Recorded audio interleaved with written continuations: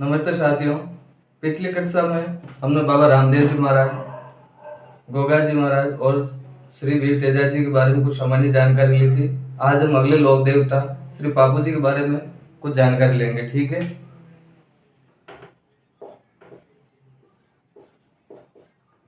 मारवाड़ क्षेत्र में विशेष पूजनीय श्री पापू जी का जन्म विक्रमी संवत 1296 को यानी ईस्वी पूछे तो 1239 ईस्वी को कोलुमन नामक स्थान जो कि फलोदी में है वहां पर हुआ था। ठीक है। इन्हें ऊंटों के लोक देवता, प्लेग रोग रक्षक लोक देवता और लक्ष्मण का अवतार माना जाता है। इनके पिताजी का नाम दांदल जी था।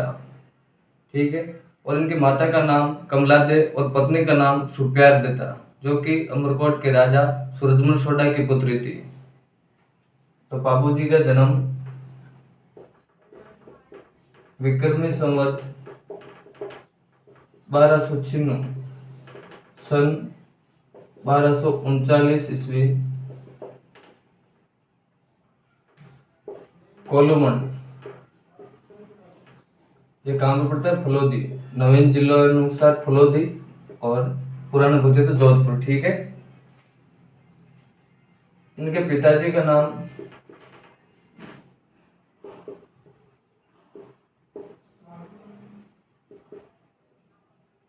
और माता का नाम कमला दे, पत्नी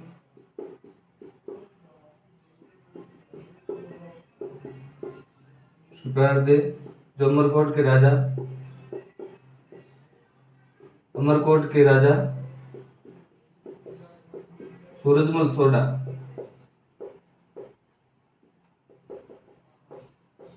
की पुत्री।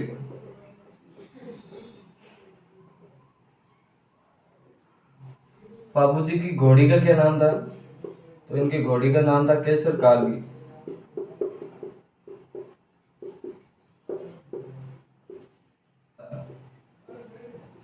लक्ष्मण का अवतार। ये क्वेश्चन कई बार रिपीट होता है। अभी अभी फर्स्ट ग्रेड का जो एग्जाम हुआ था उसमें भी आया कि निम्नलिखित में से कौन से लोक देवता लक्ष्मण का अवतार माने जाते हैं? तो बाबू जी लक्ष्मण के अवतार माने जाते हैं।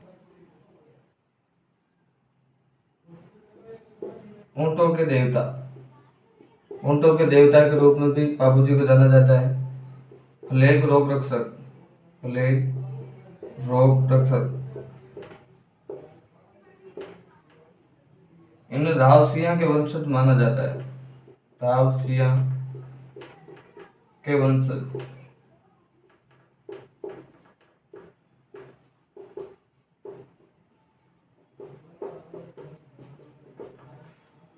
बाबू जी का जन्म विक्रमी संवत 1239 ईस्वी कोलुमन नामक स्थान जो कि फलोदी में हुआ था।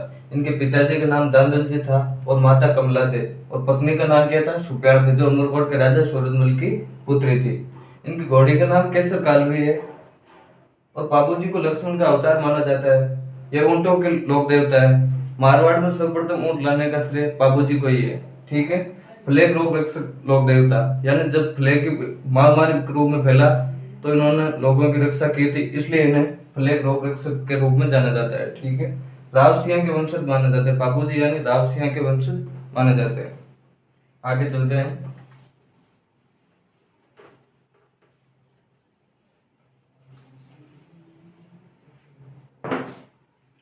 बाबू जी का मंदिर कहाँ है? तो मंदिर है कोलुमन, एंड जहां पर इनका जन्म हुआ वहीं पर इनका मंदिर है। बाबू जी की फट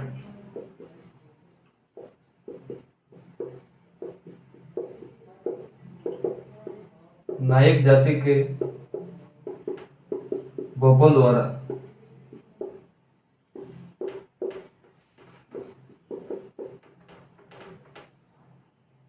नायक जाति के भोपो द्वारा रावणहत्ता वाद्य यंत्र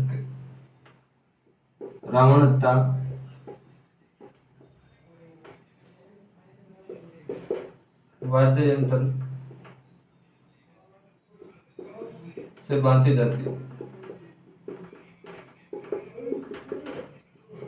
ठीक है। पाबूजी की फट राजस्थान की सबसे प्राचीन एवं लोकप्रिय, यानी ये सबसे प्राचीन एवं लोकप्रिय फड़ है, एवं लोकप्रिय फड़।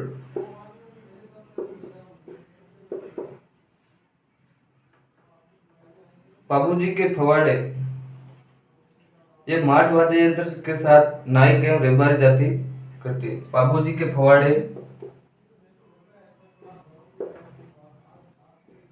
पाबूजी के फवाड़े नायक एवं रेबारी जाति द्वारा माठ वाद्य यंत्र, ठीक है। पाबूजी का मंदिर कोलुमंड फलोदी में, यहाँ पर इनका प्रसिद्ध मेला भाद्रपद कृष्ण अष्टमी को लगता है। पाबूजी की फड़ नायक जाति के भोपों द्वारा रावण हत्या वाद्य यंत्र से बांधी जाती है। ये पाबूजी की फड़ है तो सबसे प्राचीन एवं लोकप्रिय फड़ है। सबसे बड़ी एवं छोटी देवनारायण जी के जब सबसे प्राचीन और लोकप्रिय फड़ कौन सी है? पाबूजी की फड़। पाबूजी के फड़ नायक एवं रेबारी जाति द्वारा माठ वाद्य यंत्र से गाए जाते हैं। अब पाबूजी के बारे में एक प्रसिद्ध रचना है। हम पाबूजी के जीवन चरित्र को लेकर, इनके मान व्यक्तित्व को लेकर एक रचना है, उसका नाम क्या है आप बताएंगे? पाबू प्रकाश।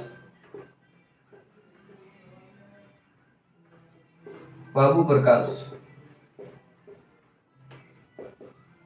आसिया मोड़ जी। ये बाबूजी के जीवन को लेकर एक प्रसिद्ध रचना है जो कि आसिया मोड़ जी द्वारा लिखित है। अगले लोक देवता लेते हैं हम। हड़बूजी सांगला पंच पीरों के अंतर्गत आते हैं। हड़बूजी सांगला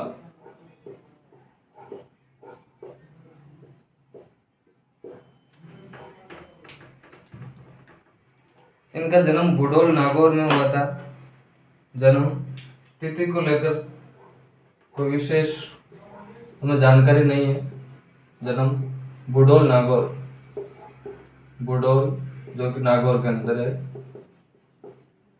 इनके बारे में कहा जाता है इनकी प्रतिमा या कोई मूर्ति की पूजा नहीं होकर इनकी जो बैलगाड़ी थी उसकी पूजा होती है। मंदिर के अंदर जो बैलगाड़ी होती है, इनकी गाड़ी थी, उसकी पूजा होती है, ठीक है।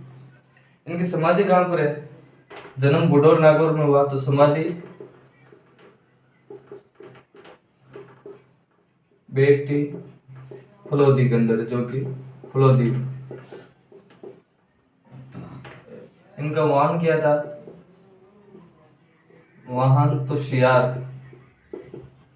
हड़बूजी सांगला का वाहन है वो शियार था। इन्हें शगुन शास्त्र के लोक देवता कहा जाता है। वेरी मोस्ट शगुन शास्त्र के लोक देवता, शगुन शास्त्र के लोक देवता। कई बार क्वेश्चन आता है कि निम्नलिखित में से किस लोक देवताओं को शकुन शास्त्र के लोक देवता के रूप में जाना जाता है? तो हड़बूजी सांगला को शकुन शास्त्र के लोक देवता के रूप में जाना जाता है। इनके गुरु का नाम योगी बालीनाथ था। गुरु योगी बालीनाथ।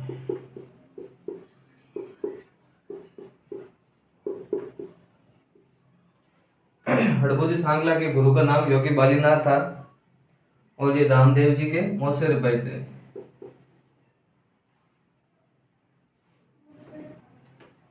रामदेव जी के मौसेरे भाई।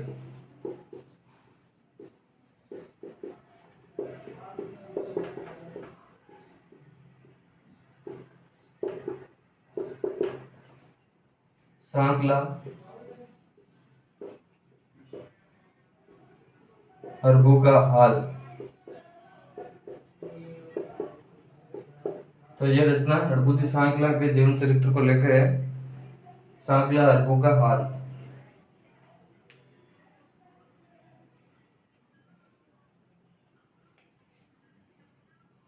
मंदिर में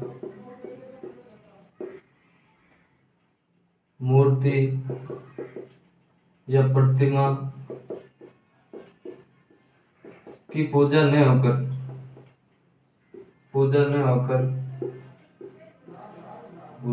मंदिर में मूर्ति प्रतिमा की पूजा न होकर हडबू जी की गाड़ी की पूजा होती है।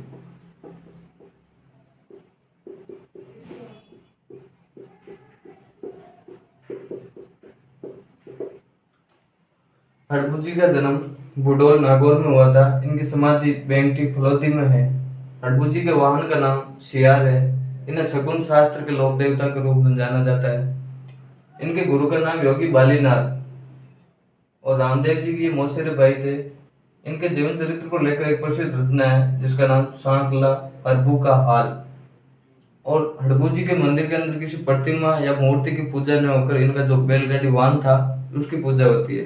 ठीक है, ये भक्तों की मान्यता है क्योंकि इन्होंने इस गाड़ी के माध्यम से बहुत सी गायों का अपंगों का इलाज किया था, इसलिए इनकी गाड़ी की पूजा होती है। अगले लोक देवताओं की तरफ चलते हैं हम।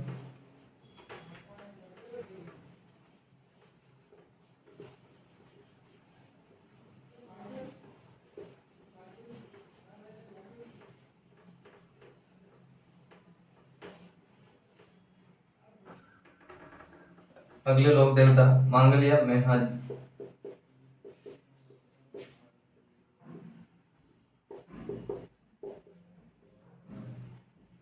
मांगलिया मेहाजी का जन्म तंवर राजपूत वंशज में हुआ था, पर इनका लालन पालन इनके ननियाल मांगलिया परिवार में हुआ था, इसलिए इन्हें मांगलिया मेहाजी कहा जाता है। इनका मूल नाम मेहाजी था और मांगलिया इनका पालन पोषण इनके ननियाल में हुआ था जो कि मांगलिया परिवार था, इसलिए इन्हें मांगलिया मेहाजी कहा जाता है।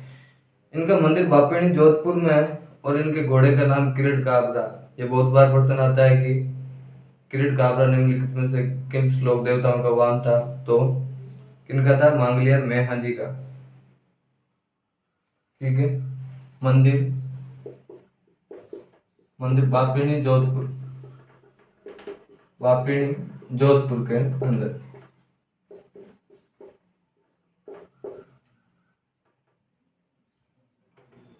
वाहन या घोड़ा किरीट काबरा।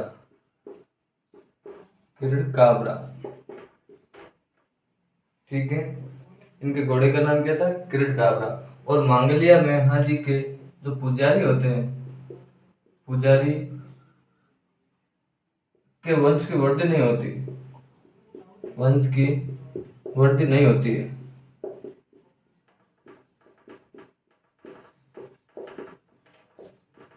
यानी ऐसी मान्यता है कि मांगलिया मेहाजी के जो वंशज होते हैं, पुजारी के जो वंशज होते हैं, उनकी वृद्धि नहीं होती है। अगले लोक देवता श्री कल्लाजी राठौड़। श्री कल्लाजी राठौड़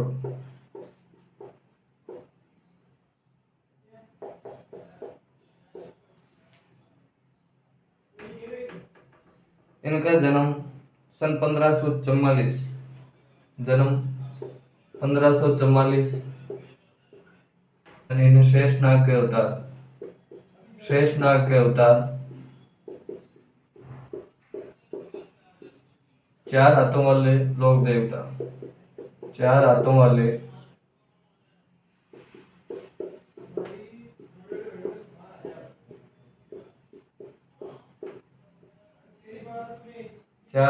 लोक देवता योगी बाल ब्रह्मचारी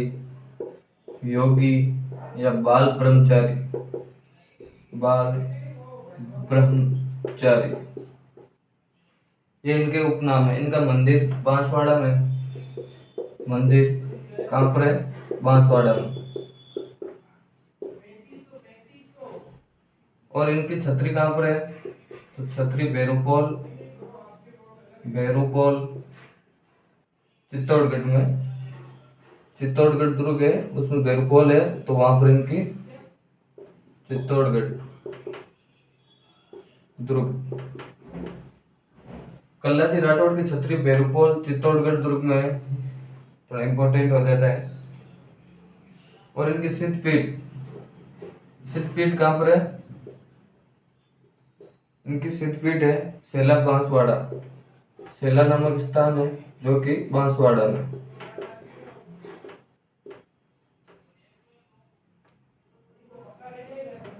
कल्लाजी राठौड़ की जो पूजा है नाग के रूप में होती है। इनकी पूजा नाग के रूप में।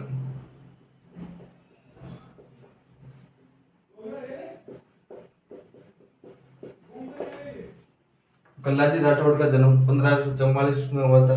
शेषनाग के ये अवतार माने जाते हैं। 4 हाथों वाले लोक देवता के रूप में, या योगी, या बाल ब्रह्मचारी, या इनके उपनाम है। इनका मंदिर, प्रसिद्ध मंदिर बांसवाड़ा में। इनकी छतरी भैरवपोल जो कि चित्तौड़गढ़ दुर्ग में है, वहां पर है। सिद्धपीठ इनकी शैला नामक स्थान जो कि बांसवाड़ा में है।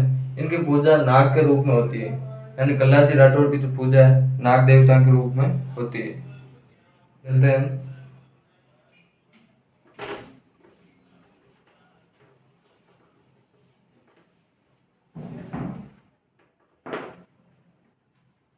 श्री देवनारायण जी।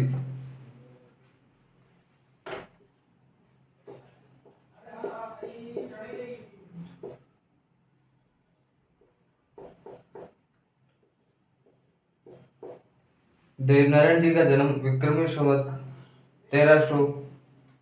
इनका जन्म विक्रमी संवत 1300। और सन पूछे तो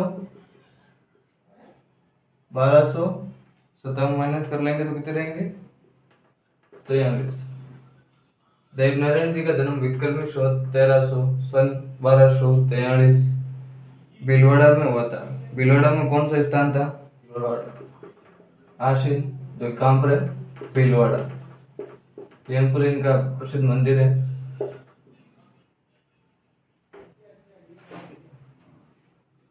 भाद्रपद शुक्ल छठ। भाद्रपद शुक्ल छठ, ये भी तिथि आपको याद रखनी है। इनका जन्म बगड़ावत कुल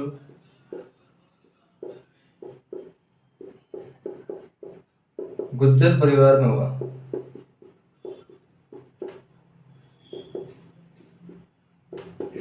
गुजरों की आराध्य देवा। पिता सवाई भोज और माता साधु। पत्नी का नाम क्या था? पत्नी पिपला दे। इनके घोड़ा का नाम क्या था?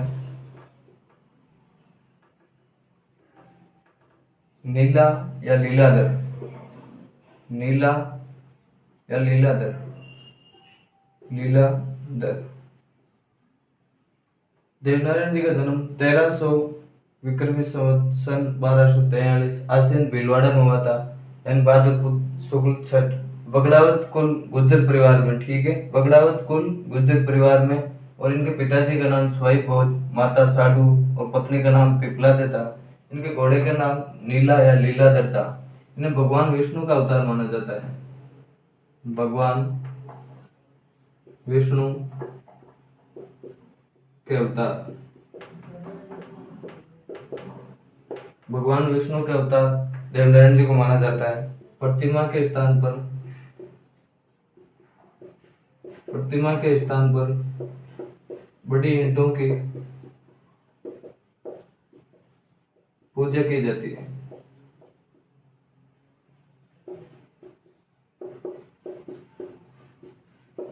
देवनारायण जी की प्रतिमा की पूजा नहीं होती बल्कि बड़ी ईंटों की होती है। मेला भाद्रपद शुक्ल सप्तमी आसीन भीलवाड़ा में इनका प्रसिद्ध मेला लगता है। आसीन भीलवाड़ा। आसीन अप्रैल भीलवाड़ा।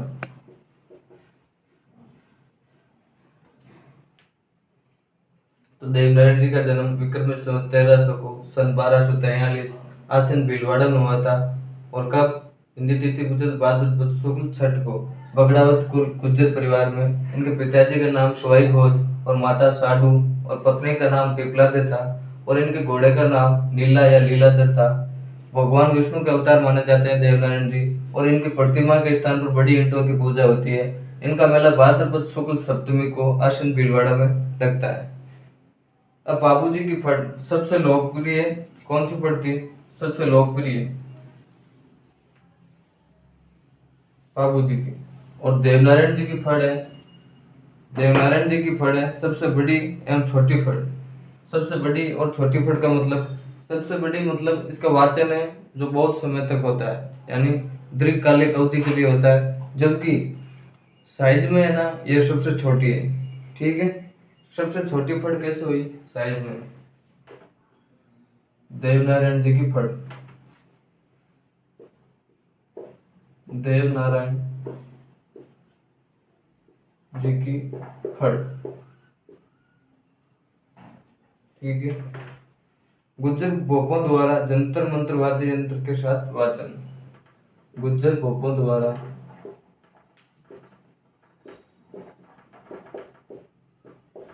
जंतर मंतर वाद्य यंत्र के साथ वाचन। सबसे बड़ी एवं सबसे छोटी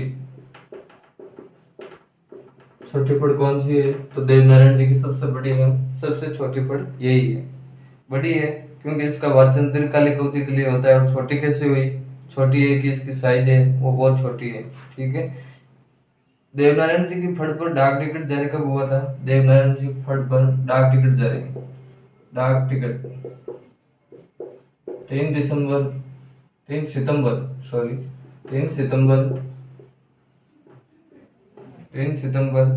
2011 को 5 रुपए का। देवनारायण जी की फड़ गुज्जर जाति के भोपों द्वारा जंतर मंत्र वाद्य यंत्र के साथ इसका वाचन होता है। सबसे बड़ी एवं सबसे छोटी फड़ है, तो सबसे लोकप्रिय फड़ कौन सी होगी? बाबूजी की। और सबसे बड़ी एवं छोटी देवनारायण जी की।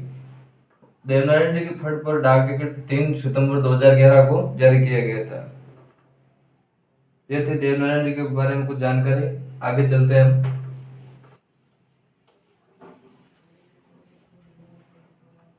मल्लीनाथ जी, मालहानी के प्रसिद्ध लोक देवता मल्लीनाथ जी। मल्लीनाथ जी का जन्म सन 1358 को, जन्म कब हुआ इनका? 1358 ईस्वी। इनके गुरु का नाम क्या था? उगम सिंह भाटी। निर्गुण निराकार ईश्वर में आस्था रखते थे। इनका मंदिर तिलवाड़ा बाड़मेर नैन जिला के अनुसार पूछे तो बालोतरा मंदिर।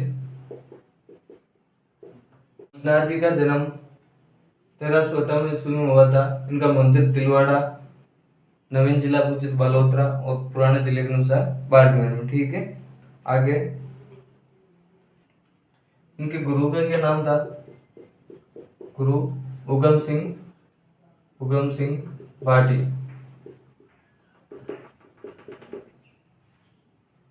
इनने एक पंथ चलाया था, मल्लीनाथ जी द्वारा एक पंथ चलाया गया था, जिसे हम कुंडा पंथ के नाम से जानते हैं। ये क्वेश्चन कई बार एग्जाम में आता है कि किस लोक देवता ने कुंडा पंथ की स्थापना की? तो मल्लीनाथ जी ने कुंडा पंथ की स्थापना की थी। निर्गुण निराकार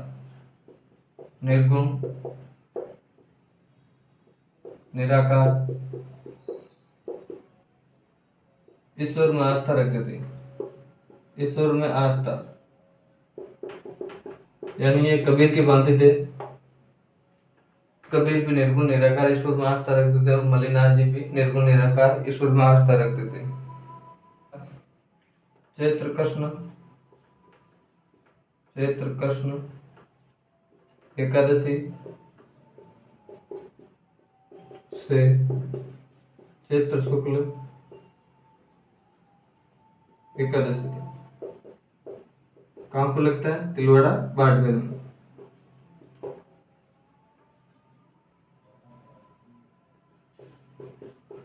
खिलवाड़ा।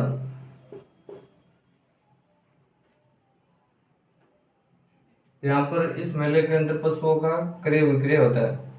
पशुओं का क्रय विक्रय यानी पशुओं का लेन देन होता है। इस मेले की प्रसिद्धि का प्रमुख कारण क्या है कि यहाँ पर पशुओं का क्रय विक्रय किया जाता है, पशुओं का लेन देन किया जाता है, इसलिए इस मेले की बहुत ख्याति है।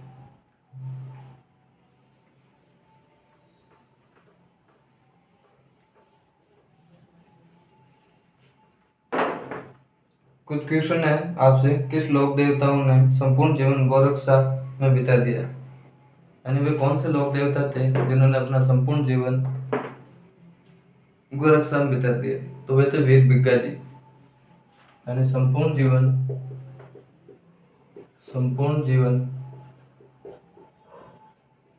गोरक्षा में। तो किसने लगाया था संपूर्ण जीवन गोरक्षा में? वीर बिग्गा जी। वीर बिग्गा जी जाखड़ जाति के लोक देवता हैं, ठीक है। इन्होंने अपना संपूर्ण जीवन गोरक्षा में लगा दिया था, इसलिए इन्हें गोरक्षक लोक देवताओं के रूप में जाना जाता है। अगला क्वेश्चन है आपसे, राजस्थान के वे लोक देवता जो हिमाचल प्रदेश में बालकनाथ के रूप में जाने जाते हैं। यानी हिमाचल प्रदेश में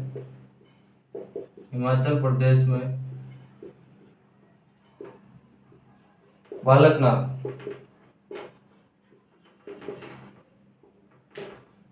के रूप में जाने जाते हैं, जाने जाने वाले लोक देवता। राजस्थान के वे लोक देवता राजस्थान के वे लोक देवता जो हिमाचल प्रदेश में बालकनाथ के रूप में जाने जाते हैं, उनका नाम क्या है? रूपनाथ। यानी हम जिन्हें रूपनाथ जी कहते हैं, राजस्थान में लोक देवताओं के रूप में पूजा करते हैं, ये हिमाचल प्रदेश में बालकनाथ के रूप में जाने जाते हैं।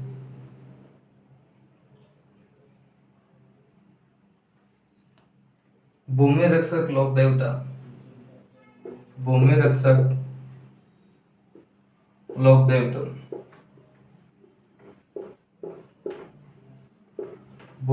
लोक देवता किन्हें कहा जाता है? भूमिया जी।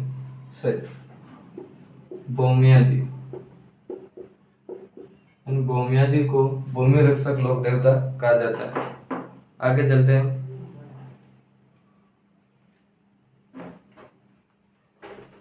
अब बस एक दो लोक देवता छोटे छोटे और हैं, उनके बारे में कुछ सामान्य जानकारी लेते हैं। तो देव बाबा, इनका मंदिर कहाँ है? नगला जाट भरतपुर में, ठीक है। इन्हें पशु चिकित्सक और आयुर्वेद का अच्छा ज्ञान होने के कारण पशु पालक इन्हें अपना आराध्य देव मानकर इनकी पूजा करते हैं। इनका मंदिर नगला जाट भरतपुर में है। भाद्रपद शुक्ल पंचमी से चैत्र शुक्ल पंचमी को 2 वर्ष में 2 बार इनका मेला लगता है। अगले लोक देवता है मामादेव, वर्षा के लोक देवता या बरसात के लोक देवता, गांव के रक्षक लोक देवता। इनकी प्रतिमा की पूजा नहीं होकर लकड़ी के जो तोरण होता है उसकी पूजा होती है। इन्हें प्रसन्न करने हेतु भैंस की बलि प्रसन्न करने के लिए किसी पशु की बलि दी जाती है, भैंस की बलि दी जाती है।